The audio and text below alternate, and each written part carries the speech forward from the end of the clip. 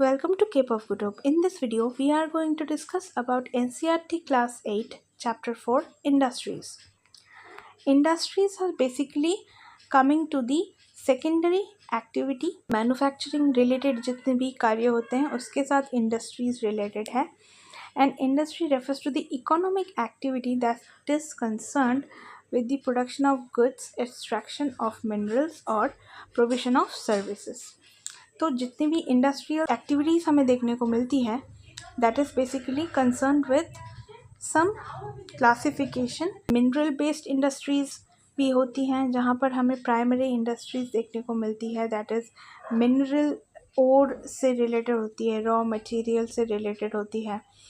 And इसके साथ साथ मरीन बेस्ड इंडस्ट्रीज़ में आपको जितने भी मरीन प्रोडक्ट्स हैं वो देखने को मिलेंगी like sea and ocean as the raw material. Forest based industries में आपको फॉरेस्ट से रिलेटेड जितने भी मटेरियल है वो देखने को मिलेंगी. So these are some examples.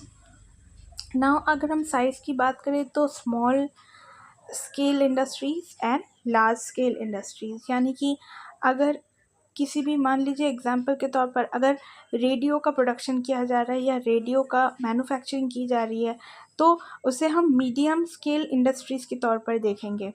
अगर कॉटेज इंडस्ट्रीज़ की बात की जाए तो ये हम स्मॉल स्केल इंडस्ट्रीज़ में काउंट करेंगे.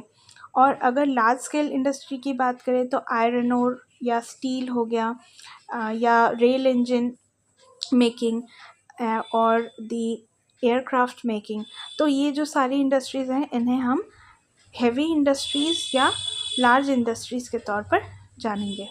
इसके बाद ओनरशिप की बात करें तो प्राइवेट सेक्टर इंडस्ट्रीज़ हो गई जो किसी भी प्राइवेट एक इंडिविजुअल जो अपने आप से उद्योग लेकर ऑपरेट करता है, अपने आप से ओन करता है, तो उसे हम प्राइवेट सेक्टर इंडस्ट्रीज़ कहते हैं.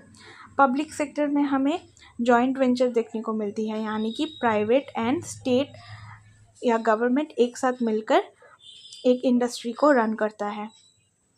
इसके साथ साथ हम जॉइंट सेक्टर इंडस्ट्री में भी गवर्नमेंट और प्राइवेट एक साथ जहाँ पर हमें इनका जॉइंट वेंचर देखने को मिलता है. कॉर्पोरेटिव सेक्टर में भी जो ऑपरेशन हमें देखने को मिलती है इंडस्ट्री रिलेटेड वो सप्लायर्स, रॉ मटेरियल, वर्कर और both the worker and the जो सप्लायर्स हैं उनका हमें इस पर कंट्रीब्यूशन देखने को मिलता है. जैसे कि आनंद जो गुजरात में आनंद मिल्क यूनियन लिमिटेड है and Sudha dairy are the success stories of cooperative venture. Now coming to the next part, factors affecting location of industries. कुछ फैक्टर्स यहाँ पर दिया गया है तो इन फैक्टर्स के बारे में हम जान लेते हैं कि क्या क्या फैक्टर्स हैं. तो the factors affecting the location of industries are availability of raw material and land, water, labour, power, capital, transport, market, industrial perspective से अगर हम बात करें. And also the government provides incentives like the subsidised power, lower transport cost and other infrastructure so that the industries may be located in backward areas. Industrialization often lead to development and growth of towns and cities. तो industrialisation की वजह से ही development और growth towns and cities की हमें देखने को मिलती हैं. यहाँ पर कुछ फैक्टर्स दिया गया है, वन बाय वन हम देखेंगे कि रॉ मटेरियल, पावर हो गया, land, capital, labour, market and transport, these are some factors जो कि इंडस्ट्रियल एक्टिविटीज़ को इन्फ्लुएंस करती है. इसके बाद हम बात करते हैं इंडस्ट्रियल सिस्टम की. तो यहाँ पर सिस्टम के अलावा हम कोई भी इंडस्ट्रियल एक्टिविटी नहीं कर सकते.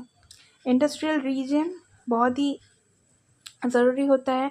इंडस्ट्रियल रीजन को निर्वाचन करना या उसे सिलेक्ट करना, जैसे कि नॉर्थ अमेरिका में ईस्टर्न जो पार्ट है स्पेसिफिकली वो काफ़ी ज़्यादा इंडस्ट्रियल एक्टिविटीज़ के ऊपर बेस्ड है. इंडस्ट्रियल एक्टिविटीज़ को काफ़ी ज़्यादा यहाँ पर हमें बढ़ावा देखने को मिलता है.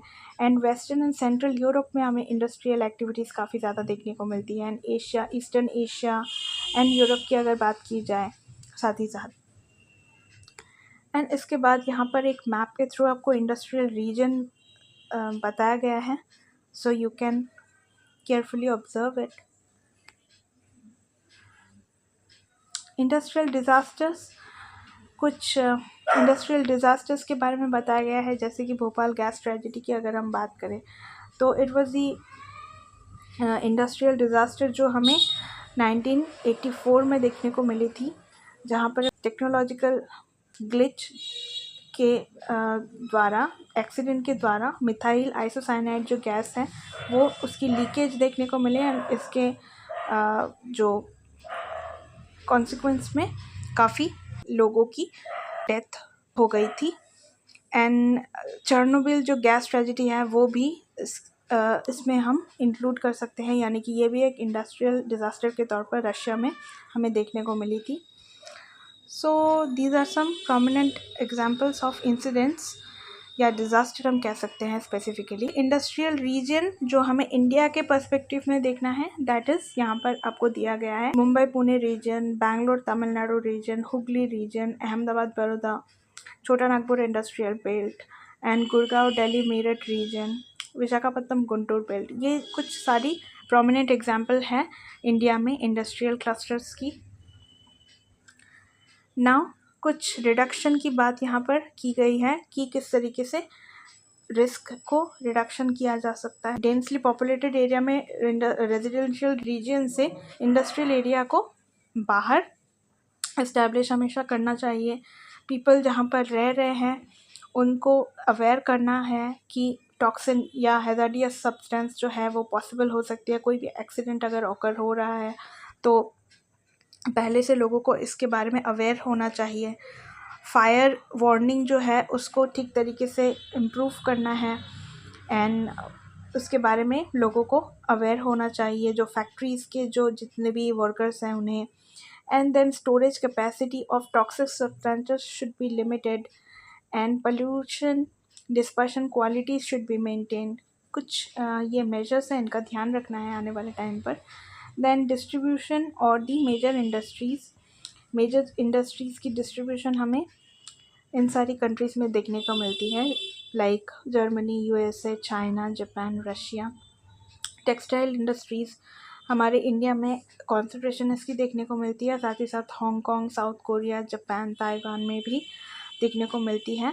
एंड मेजर हब्स है इंफॉर्मेशन टेक्नोलॉजी इंडस्ट्रीज़ की Silicon Valley of central California and Bangalore region of India.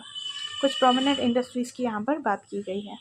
इसके साथ साथ आयरन एंड स्टील इंडस्ट्रीज़ की बात करें तो हमारे इंडिया में काफ़ी हद तक आयरन एंड स्टील इंडस्ट्रीज़ की ग्रोथ हमें पोस्ट इंडिपेंडेंस एरा में देखने को मिली। इस पैराग्राफ से आपको आइडिया मिल जाएगी कि किस तरीके से आयरन एंड स्टील इंडस्ट्रीज़ में इंडिया का क्या रोल रहा। स्मेल्टिंग के बारे में यहाँ पर बताया गया है। It is the process in which metal are extracted from their ores by heating beyond the melting point.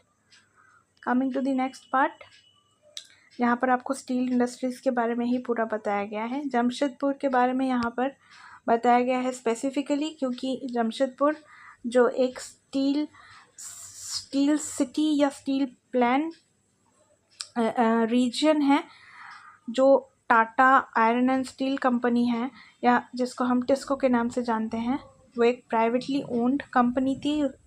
After independence, post independence time पर गवर्नमेंट ने एक इनिशिएटिव लिया and they establish TISCO started in 1907, जहाँ पर बेसिकली झारखंड रीजन की जितनी भी जो कोल माइंस हैं एंड सुवर्णरेखा रिवर की वाटर को यूटिलाइज़ करने के द्वारा यहाँ पर इंडस्ट्रीज़ को इस्टेब्लिश किया गया, स्टील इंडस्ट्रीज़ को स्पेसिफिकली इस्टेब्लिश किया गया। तो this is the like map, यहाँ पर आपको लोकेशन के बारे में बताया गया है। हाईलाइट क्या किया हुआ है एक बार देख लेते हैं। That TISCO gets coal from Jharia coalfield, जो कि बहुत ज़्यादा फेमस है, and this is the oldest coalfield of India. Iron और लाइमस्टोन, डोलोमाइट, ये जो सारी रॉ मटेरियल है अरेंज हो जाती है आसपास के रीजन से, from Odisha and Chhattisgarh. And Kharkai and Subarnarekha river की पानी को इस्तेमाल किया जाता है फॉर द इंडस्ट्रियल पर्पस। इसी के साथ साथ यहाँ पर पिट्सबर्ग यानी कि यूनाइटेड स्टेट्स ऑफ अमेरिका में जो स्टील इंडस्ट्री सिचुएटेड है उसके बारे में बताया गया है। So as you can see the discussion is basically about Pittsburgh. You will get the idea overall. तो इसी के साथ साथ आज का हमारा डिस्कशन यहीं पर एंड हो रहा है. I hope the session was useful to you all. मिलते हैं नेक्स्ट सेशन में. Till then thank you so much and bye bye.